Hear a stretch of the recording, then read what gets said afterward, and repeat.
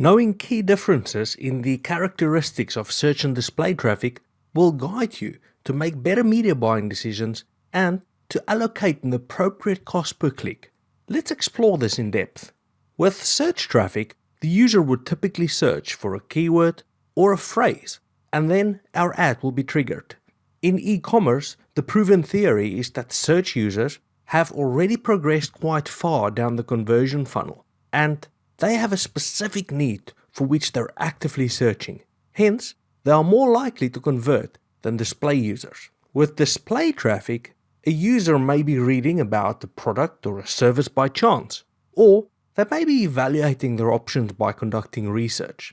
Only in the case where we use remarketing to display ads to people who already landed on our site through specific searches, then we can assume that the user may have progressed further down the conversion funnel. It is common to see much higher bounce rates resulting from display traffic compared to search, which by definition makes search traffic more valuable to our business. All of this is important to consider when placing your bids per click.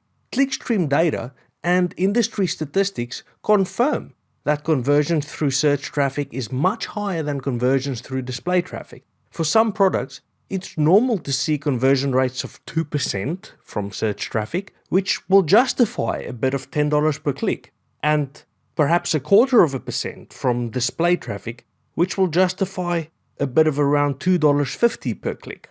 The conclusion is that we tend to allocate a much higher cost per click when we bid on search traffic than for display. Now, when you work with Google, be sure to differentiate the bids for search and display, because the default user experience on Google can easily bring you to the point where you've set up a campaign with no differentiation between the two traffic types. If you're just starting out, you may ask, well, why do we even need display traffic? Now, reasons display traffic is a valuable part of the marketing mix are as follows. Firstly, it can help us to increase our market share in a tight market. For example, if only 1,000 people per day search for your service, you may reach another 20,000 people per day who read an industry blog that relates to your service. It can also help us to launch new products that people aren't yet searching for. For example, let's imagine SpaceX wants to promote holidays to space, but nobody's searching for it yet on Bing or Google. It can launch this by displaying ads on adventure travel websites and extreme experience blogs. And then finally, with revolutionary display options like LinkedIn marketing solutions, we can display ads to people based on targeting criteria that was never available before. For example, the person's job role, qualifications, and the company size. So as you can see, both search and display is a vital part of the marketing mix.